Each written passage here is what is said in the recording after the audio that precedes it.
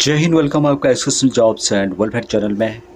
नवोदय विद्यालय समिति की ओर से वैकेंसीज निकाली गई है। रिक्रूटमेंट ड्राइव 2024 के तहत नॉन टीचिंग पोस्ट की यहाँ पर वैकेंसीज अलग अलग यहाँ पोस्ट रहेगी। नॉन टीचिंग पोस्ट है जिसमें आपको यहाँ पर जो पोस्ट दिए गए हैं, legal assistant, junior translation officer, stenographer, computer operator, catering supervisor, junior secretariat assistant, उसके अलावा जूनियर सेक्रेटरीट असिस्टेंट अलग अलग टाइप के हैं। इलेक्ट्रीशियन, प्लम्बर, लैब अटेंडेंट की पोस्ट है, मेस हेल्पर की है, मल्टीटास्किंग की है।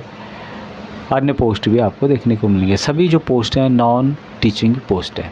और यहाँ पर बताया भी गया है कि कितनी वैकेंसीज पूर्व सैनिकों के लिए रखी गई है। यहाँ पे आप देख सकते हैं पूर्व सैनिकों का कॉलम। पहली वैकेंसी स्टेनोग्राफर की है, ग्रुप सी की ये सभी पोस्टें लगभग है।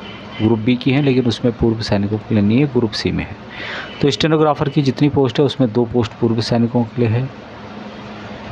कैटरिंग सुपरवाइज़र ग्रुप सी के अंतर्गत 7 पोस्ट पूर्व सैनिकों के लिए है।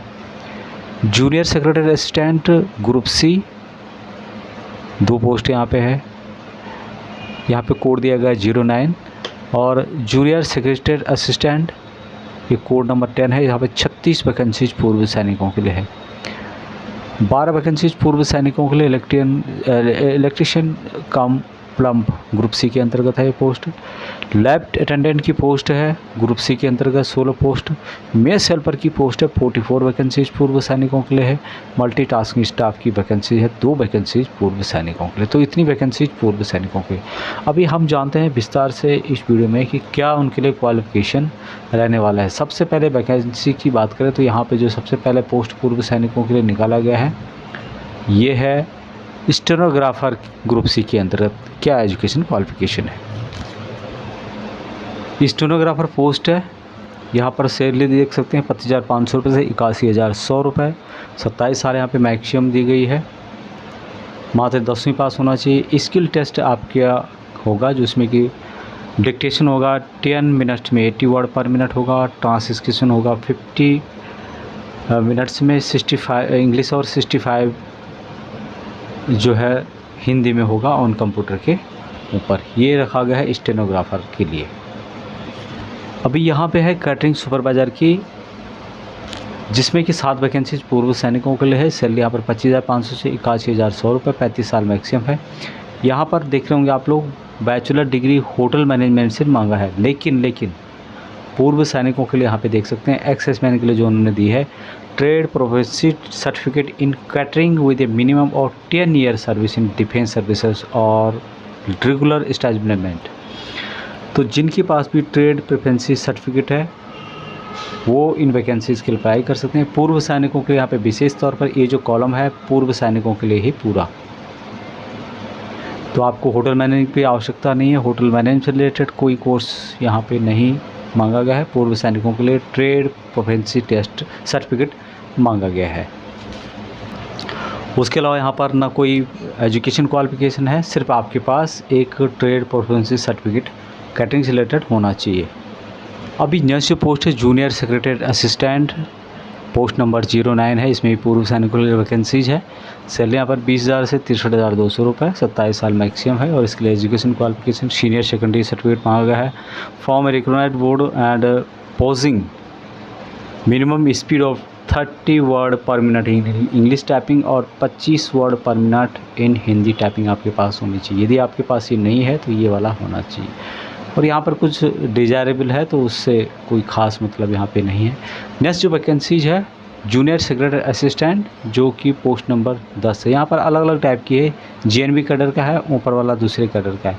यहाँ पर भी आपको सेम सैलरी मिलेगी, सेम एज यहाँ पे रखा गया है और सेम यहाँ पे क्वालिफिकेशन मांगा गया है। अभी बात करते हैं नेक्स्ट वैकेंसी इलेक्ट्रीशियन कम प्लम्बर।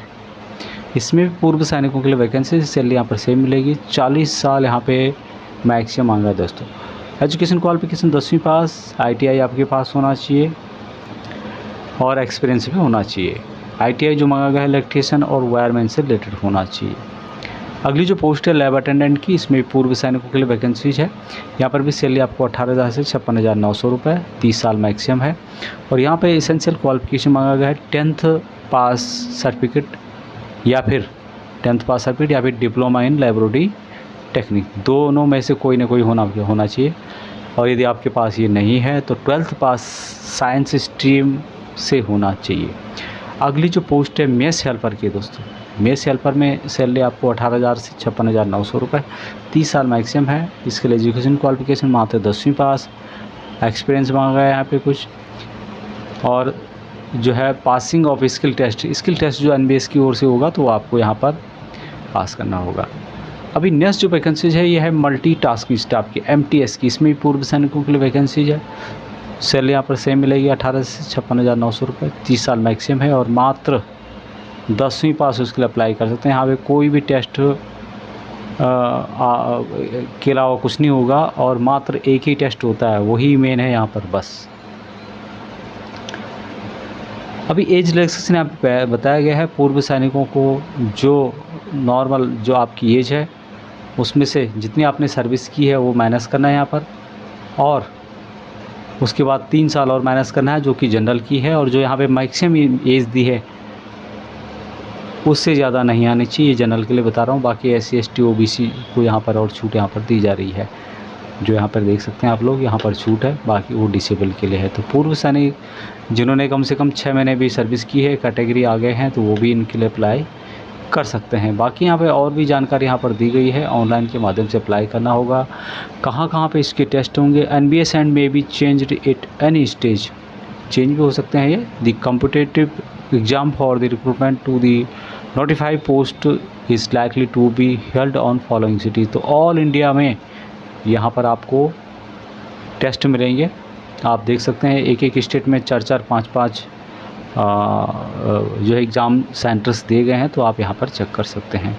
अभी यहाँ पर जो सिलेबस है अलग अलग टाइप का आपको मिलेगा, जैसे कि फीमेल स्टाफ नर्स का ये सिलेबस है, तो इसी तरह से आपको जो आप भरा है जो आपने उसके हिसाब से यहाँ पर टेस्ट आपको देखने को मिलेगा, जो कि आप चेक कर सकते हैं।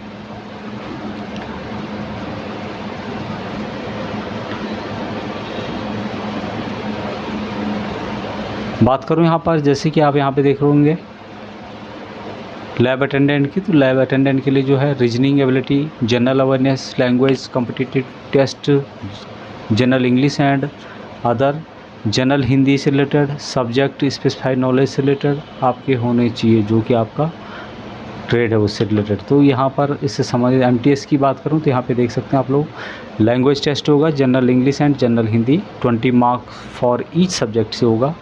General awareness and current affairs से रिलेटेड क्वेश्चन होंगे, basic knowledge of a computer operation से लेकर होंगे, और 100 नंबर का होगा, 100 क्वेश्चन होंगे, 2 घंटे का यहाँ पर टाइम आपको दिया जाएगा।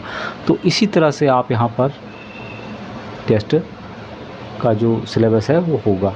अभी यहाँ पर जो ऑनलाइन के माध्यम से अप्लाई करना है, www.navodaya.gov.in के माध्यम से आप यहाँ पर अप्लाई कर सकते हैं। इसका जो एडमिट कार्ड है जब भी आएगा आप इसी वेबसाइट के माध्यम से यहाँ पे डाउनलोड कर सकते हैं। हालांकि वैकेंसीज़ काफ़ी पहले आ चुकी हैं और हमने इससे संबंधित वीडियो बनाया था, ये आपने देखा नहीं तो, लेकिन अभी इसका लास्ट टाइम आ गया है। और सबसे अच्छी बात है कि यहाँ पर कोई भी टीचिंग वाला सीन नहीं है, नॉन टीचिंग पोस्ट हैं, तो आप इनके लिए अप्लाई कर सकते हैं। अभी टोटल जो वैकेंसीज़ यहाँ पे है 1370 वैकेंसीज़ है, और इसके लिए जो अप्लाई करने की लास्ट डेट है 30 अप्रैल 2024 इसकी लास्ट डेट है। ऑल ओवर इंडिया से इन वैकेंसीज़ के लिए अप्लाई कर सकते हैं।